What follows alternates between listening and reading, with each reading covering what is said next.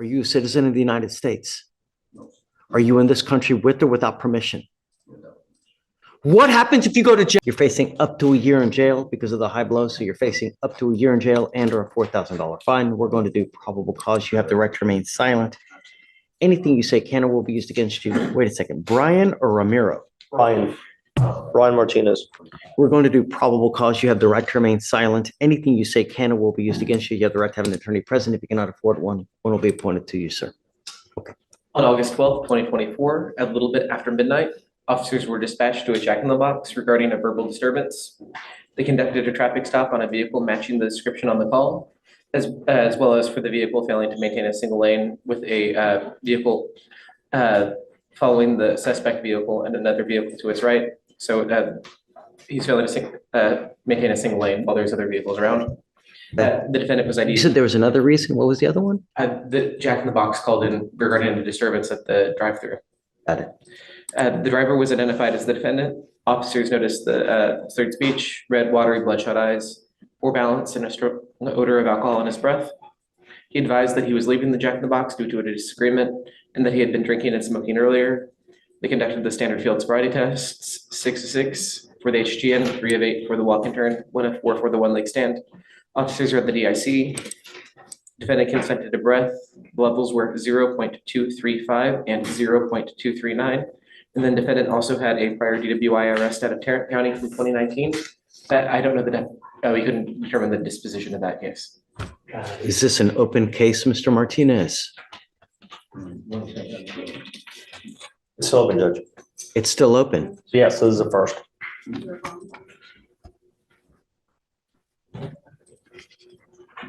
Mr. Martinez, I'm going to find that there's probable cause to go forward with the case. I'm ordering you now not to drive at all. Do you understand? I'm also now giving you a curfew. You're not allowed to be out past 9 p.m. to 6 a.m. And I'm going to put a monitor on your ankle so I know that you're not out and about. You have an open DWI and now you've picked up another DWI. I'm going to put an ankle monitor on you also on your other ankle so I know that you're not consuming alcohol. One false move, I will deem you a public danger, make your bond $150,000, and I don't care who is kicking and screaming, crying. My only concern is public safety, and you now have 2 open DWIs. I will do everything in my power to protect the public. Do you understand? If you drive, I will have a contempt hearing. You'll be facing an additional 6 months in jail and a $500 fine every time your happy-go-lucky butt gets into a car and drives. Rachel, hi. So on one ankle, he gets a GPS monitor with a curfew. On the other one, he gets a scram. Waive the fees. Okay. We need to do guardian interlock paperwork. I'm ordering. You're not allowed to. He currently resides he lives in Fort Worth. He does not live here. So I'm not exactly sure how that's going to affect GPS or the scram. The scram is probably not going to affect His GPS works nationwide. Okay. So it doesn't matter where he is, you must abide by the curfew. I don't care where you are. I don't care what you're doing.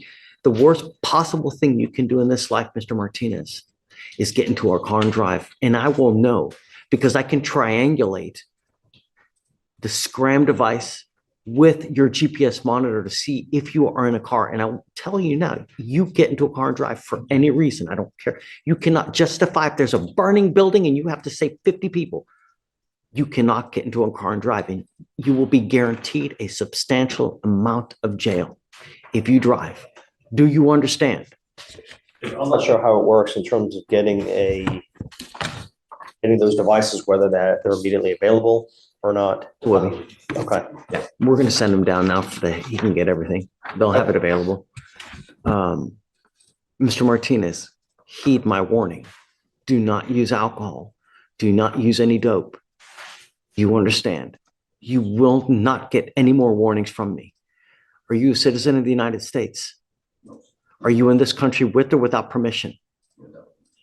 What happens if you go to jail? I can get immigration. What? I can get immigration, pick me up. You will sit in custody because immigration will put a detainer on you. Your butt will be in jail for the next 6 to 9 months waiting for immigration to deport you. That's what happens if you go to jail. Any more than 4 hours, they sweep the jail. Every 6 to 12 hours, they sweep the jail looking for people who are in there that are undocumented. And when they find them, they put a detainer on them. And you get stuck in custody until this case is over with.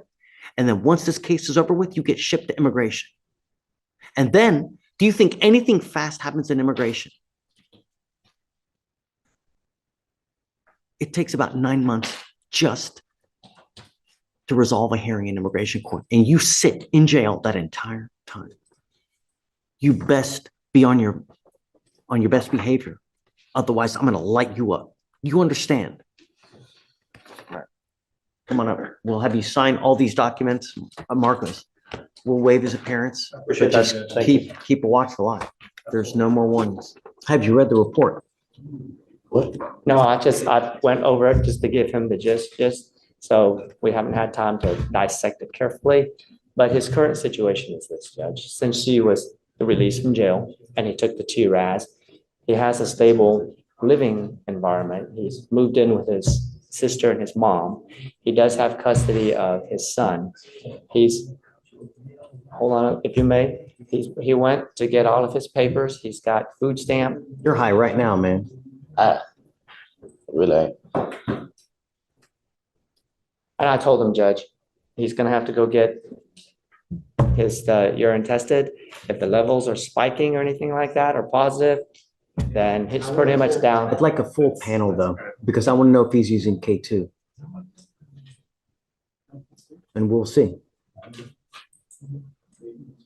Yeah. All we, Heard that before. No. so if we wait, Judge, then we can revisit when it comes back. I just don't know when it's gonna come back. We may need to reset, but I can come back with you No. in an hour or so. and No, see. I know that you don't want me to follow the recommendation. Well, more specifically, he doesn't want me to. But we have experts in the field when they do these evaluations to see what is the proper avenue to tackle what is going on in your life so that you start going on the straight and narrow, right? What was the rest? You asking, there was a question? Okay. There was a question? You was asking me a question? No, I'm telling you. You have 3 open criminal cases. You routinely smoke K2 over and over. You are unable to stop, and you tell me that you have possession of a 4-year-old kid. Not only that, you're introducing K2 to other people.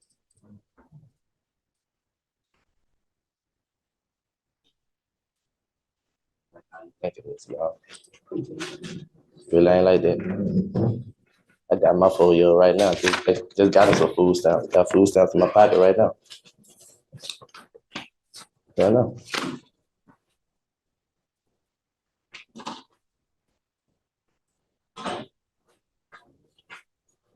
So first things first, Rachel, do you mind sending him for a full panel, please? And a full panel, because I'd like to know what and every single thing that's in his system, please.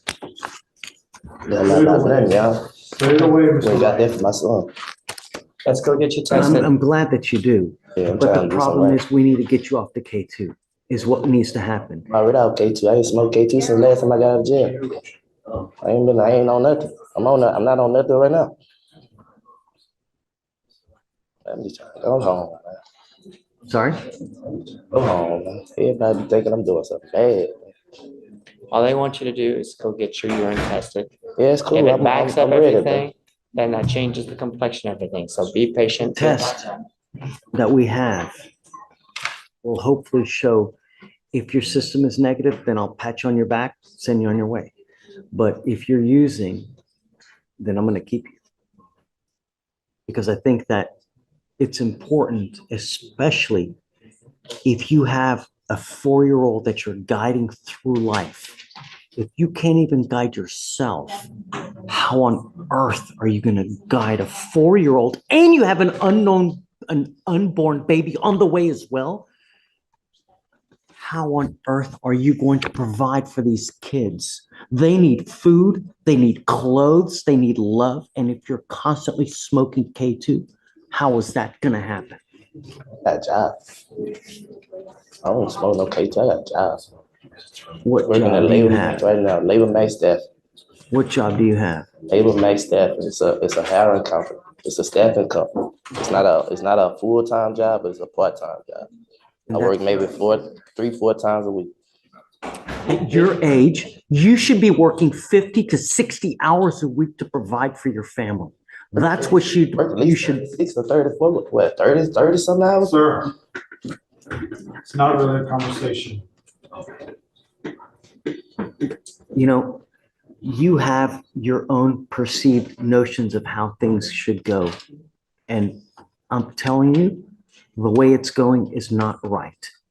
You, because of the K2, have anger issues and you know it. So you can lie to me, but you can't lie to yourself. And it will continue to happen until you face these things head on and stop the path that you're on.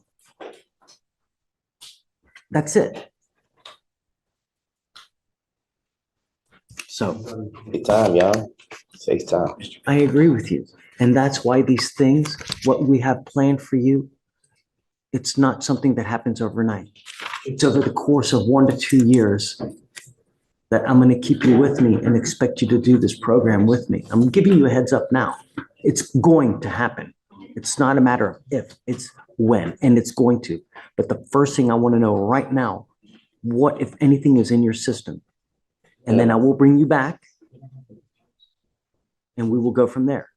In the interim, I would like John to talk with you about what this is. Do you have some kind of, I guess, leaflet or brochure or some kind of information on status that we can give him? Okay. Judge, do you mind if I get that? Yes, absolutely. I want you to get prepared, Mr. Wright. And there it is. The gavel doesn't just fall, it thunders. This case wasn't only about a day. It was about a man standing at the razor's edge between freedom and deportation, between second chances and catastrophic consequences. The judge's fury wasn't random. It was fueled by a deep fear of what happens when repeated recklessness collides with public safety. But here's the question we're left with. Was this tough love or judicial overreach? Should someone facing deportation be given stricter treatment or more compassion? If you were in that judge's chair, what would you have done? One thing's for sure. This case reminds us how fragile the line is between a courtroom decision and a life forever changed. If this case stunned you like it did us, smash that like button, drop your verdict in the comments, and subscribe for more courtroom breakdowns every single week. Justice never sleeps, and neither do we.